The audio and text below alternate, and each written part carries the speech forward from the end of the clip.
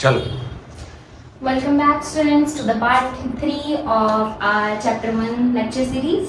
हमने पिछले लेक्चर्स में मेथड ऑफ चार्जिंग पढ़े थे। तीन मेथड अपने bye conduction, by friction and by induction. ठीक है, आज के टॉपिक में हम पढ़ेंगे Coulomb's law. Okay, this is one of the main important topics. पहला लॉ है जो आपको क्लास में पढ़ाया जाता है, इससे क्वेश्चन डायरेक्टली आते हैं, तो इसको ढंग से समझना बहुत जरूरी है। ठीक है, और एक बार लॉ कहता क्या है?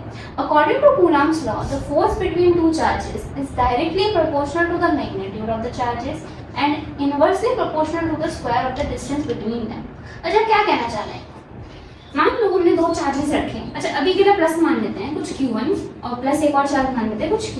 ठीक है, जो एक दूसरे से r डिस्टेंस पे रखे हुए हैं।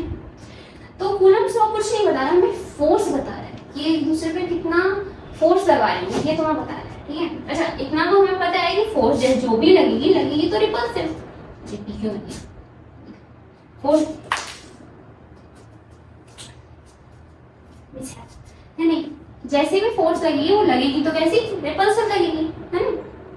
अच्छा, लॉ क्या कह रहा है अपने से कि कूलम्ब्स लॉ अपने से कहता है कि जो फोर्स है चार्जेस की वो डायरेक्टली प्रोपोर्शनल है चार्जेस से। मतलब जो भी फोर्स है कूलम्ब की डायरेक्टली प्रोपोर्शनल है Q1 और Q2 से। ठीक है, और कैसे? इनवर्सली प्रोपोर्शनल है डिस्टेंस के स्क्वायर से, मतलब 1/r²। अच्छा, कुछ बच्चे तो इसे ऐसे ही लिख के छोड़ देते हैं, पर हम इसे और बेटर समझते हैं। इसका मतलब क्या है? इसका मतलब ये है कि फोर्स डिपेंड कर रही है चार्जेस पे। इसका मतलब चार्जेस बढ़ेंगे तो फोर्स बढ़ेगी। अच्छा, फोर्स इनवर्सली डिपेंड कर रही है किस पे? डिस्टेंस पे। मतलब अगर डिस्टेंस को हम 1 गुना कम करें तो फोर्स 2 गुना बढ़ेगी, क्योंकि स्क्वायर है। या फिर अगर हम जो डिस्टेंस है उसको बढ़ा रहे 1 गुना तो फोर्स है वो 2 गुना कम हो जाएगी। क्यों? क्योंकि स्क्वायर है। ठीक है, तो ये चीज हमें देखने को मिलती है कि जो डिस्टेंस है उससे 2 गुनी उस पर है डिपेंडेंसी। ठीक है, अच्छा प्रोपोर्शनैलिटी होती है, कभी सोचा है? प्रोपोर्शनैलिटी कुछ नहीं होती। साइंटिस्ट एक्सपेरिमेंटली फाउंड आउट करते हैं कि देखो हम अगर ये वैल्यू बढ़ा रहे हैं तो ये भी बढ़ रही है, बट कुछ ना कुछ मिसिंग है, कुछ ना कुछ ऐसी वैल्यू है जो आ नहीं रही है पूरी तरह। ठीक है, तो उसके लिए काउंट करने के लिए हम क्या निकालते हैं? कांस्टेंट्स निकालते हैं, प्रोपोर्शनैलिटी कांस्टेंट्स। अब आपने थोड़ा सा ये टॉपिक अगर पढ़ा हो पहले तो आपको पता होगा यहाँ पे जो कांस्टेंट आता है इनके बीच में वो होता है अपना परमिटिविटी कांस्टेंट। क्या होता है? Permittivity constant. Permittivity constant. ठीक है, कैसे हम नोट करते हैं इसे? यानी तो अपना फॉर्मूला बन के आता है क्या? F = K Q1 Q2 upon r²। बच्चे यहीं पे पढ़ते हैं और छोड़ देते हैं इस टॉपिक को, पर वो कभी नहीं समझते कि के है क्या। परमिटिविटी है मैम, पर परमिटिविटी होती क्या है? परमिटिविटी कुछ नहीं है, परमिशन। क्या ये दोनों चार्जेस हैं, चलो वैक्यूम में रखते हैं, तो भी इनके आसपास कुछ ना कुछ पार्टिकल्स होंगे। क्या उन पार्टिकल्स को परमिशन है? क्या इन पार्टिकल्स को परमिशन है किस चीज की? किस चीज की? इन दोनों पे फोर्स लगा के, इन दोनों को एक दूसरे पे फोर्स लगा के रोकने की नहीं, रोकने की, बढ़ाने की, कैसे भी की नहीं। इन पार्टिकल्स को परमिशन है कि नहीं?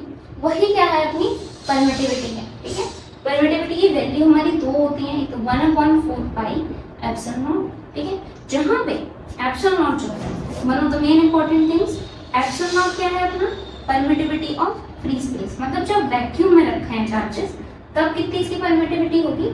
ε, परमिटिविटी ऑफ फ्री स्पेस, जब कुछ नहीं है आसपास। अच्छा, ये वैल्यूज अब जो अपनी आएंगी ना वो ढंग से याद कर लेना, क्योंकि वो बहुत इंपॉर्टेंट है, हर न्यूमेरिकल उसमें काम आती है। तो ε0 कितनी क्या होती है value? 8.86 × 10⁻⁻⁻12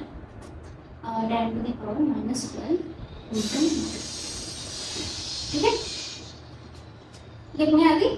and permittivity of free space. अच्छा, जब हम इन सब की वैल्यू रख देते क्या? 4π की वैल्यू रख दो, है नहीं, और इसकी वैल्यू है अपनी वो रख दो। तो जब इन वैल्यूज को कैलकुलेट करते हैं तभी आंसर आता है 9 × 10⁻⁹।